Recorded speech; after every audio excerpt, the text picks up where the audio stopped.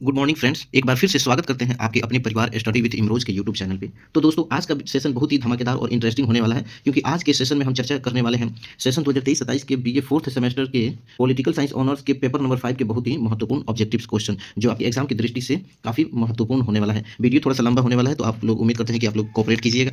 Part 1 को पहले ही upload कर दिया गया है, यह पार्ट 2 है। अगर अभी तक आपने पार्ट 1 को नहीं देखा है तो जाकर के सर्च करके स्टडी विद इमरोज को जरूर देख लें, क्योंकि दोनों वीडियो में आपके सिलेबस का पूर्ण रूप से कवर किया गया है। तो चलिए बिना समय गंवाए इस सेशन को स्टार्ट करते हैं और पहले क्वेश्चन को देखते हैं। तो पहला क्वेश्चन के रूप में पूछा गया है कि संवैधानिक राज्य में सर्वोच्च क्या होता है। संवैधानिक राज्य में सर्वोच्च क्या होता है, तो उसके 4 ऑप्शंस दिए गए हैं। सेना, संविधान, न्यायपालिका, विधायिका। तो संवैधानिक राज्य में सर्वोच्च होता है तो संविधान होता है। चलिए अगले क्वेश्चन की तरफ बढ़ते हैं और देखते हैं कि एडमंड ने तुलनात्मक अध्ययन में कौन सा मॉडल प्रस्तुत किया है। ऑप्शन ए में राजनीतिक प्रणाली मॉडल है, ऑप्शन बी में व्यवहारिक प्रणाली मॉडल, ऑप्शन सी में कानूनी प्रणाली मॉडल है। तो इस तंत्र सिद्धांत है, ऑप्शन डी में, सॉरी।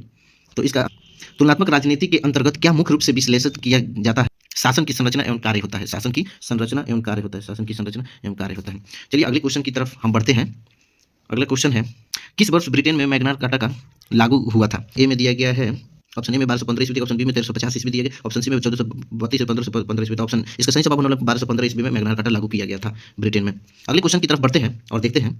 अगले क्वेश्चन में पूछा, आधुनिक संवैधानिकता की शुरुआत किस देश से हुई थी। आधुनिक संवैधानिकता की शुरुआत किस देश से हुई थी। तो इसमें कुल 4 ऑप्शन दिए गए हैं। ए अमेरिका से, ऑप्शन बी में है फ्रांस से, ऑप्शन सी में है ब्रिटेन से, ऑप्शन डी में है जर्मनी से। तो आधुनिक संवैधानिकता की शुरुआत ब्रिटेन से किया गया था। अगले क्वेश्चन में पूछा गया है, संवैधानिकता का मूल सिद्धांत किस पर आधारित है। ए और उसके 4 ऑप्शन दिए गए हैं, राजा की सर्वोच्चता पे, ऑप्शन बी में पूछा गया है कानूनों की प्रधानता पे, ऑप्शन सी में पूछा गया है सैन्य शक्ति से धार्मिक नियंत्रण से। तो राजा की सर्वोच्चता संवैधानिक मूल सिद्धांत उस पर आधारित नहीं, वो तानाशाही और राजतंत्र पर आधारित होता है राजा की सर्वोच्चता। तो ऑप्शन ए बिल्कुल भी नहीं होने वाला है। ऑप्शन बी कानूनों की प्रधानता इसका सही जवाब होगा। ऑप्शन बी कानूनों की प्रधानता, संवैधानिक मूल सिद्धांत कानूनों की प्रधानता पर निर्भर होती है। अगले क्वेश्चन की तरफ बढ़ते हैं। अगला क्वेश्चन है, किस विचारक ने तुलनात्मक अध्ययन के लिए सांख्यिकी पद्धति को उपयुक्त माना था। ऑप्शन ए में दिया गया जी डॉल्टन, ऑप्शन बी में दिया गया है एल्डमंड, ऑप्शन सी में दिया गया है मैक आइवर, ऑप्शन डी में दिया गया है मोरलिस। तो इसका सही जवाब होने वाला है ऑप्शन बी एल्डमंड होने वाला है। चलिए अगले क्वेश्चन में पूछा गया है, संवैधानिकता का अर्थ क्या है।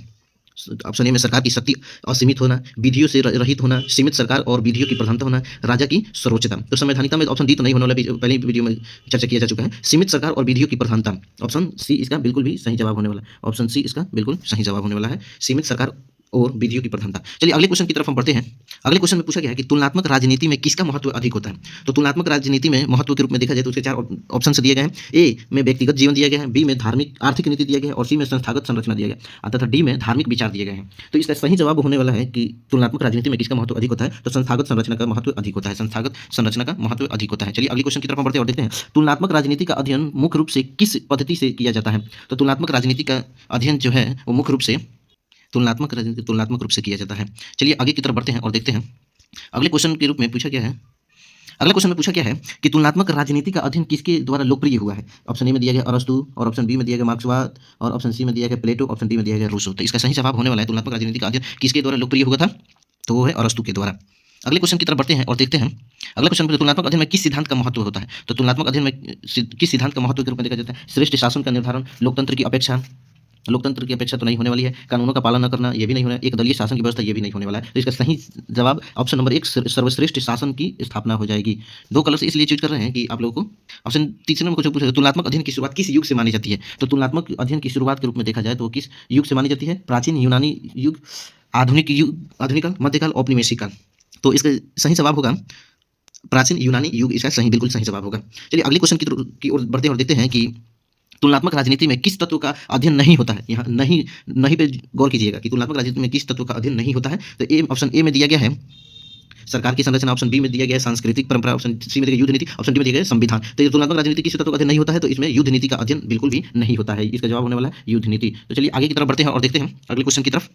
अगले क्वेश्चन को, तुलनात्मक राजनीति को किस नाम से भी जाना जाता है। तो व्यवहारिक राजनीति, अनुप्रयुक्त राजनीति, तुलनात्मक सरकार, विश्व जनजाति। इसका सही जवाब तुलनात्मक सरकार के रूप में जाना जाता है। तुलनात्मक राजनीति में संविधान के रूप में कार्य करता है, प्रतीकात्मक ग्रंथ, विधिक आधार और नैतिक दस्तावेज, धार्मिक पुस्तक है। तो इसका सही जवाब होने वाला है विधिक आधार तुलनात्मक रूप से कार्य करता है। अगले क्वेश्चन की तरफ देखते हैं कि संवैधानिकता किस शासन प्रणाली में पाई जाती है। तो संवैधानिकता के रूप में देखा जाए तो वो किस शासन प्रणाली में पाई जाती है। तानाशाही में तो बिल्कुल भी नहीं पाई जाएगी, क्योंकि इसमें राजा का शासन होता है और राजा तानाशाह के रूप में कार्य करता है, लोकतंत्र के रूप में कार्य करती है। इसका जवाब बिल्कुल भी सही है, ऑप्शन नंबर बी। चलिए अगले क्वेश्चन की तरफ हम देखते हैं कि तुलनात्मक राजनीति में सत्ता विन्यास का क्या अर्थ है? तुलनात्मक राजनीति में सत्ता विन्यास का क्या अर्थ है? शक्ति का दुरुपयोग करना, शक्ति का वितरण करना, शक्ति का शोषण करना, शक्ति का निषेध। तो सत्ता विन्यास का अर्थ होता है शक्ति का वितरण करना, यानी शक्तियों को बाँट देना।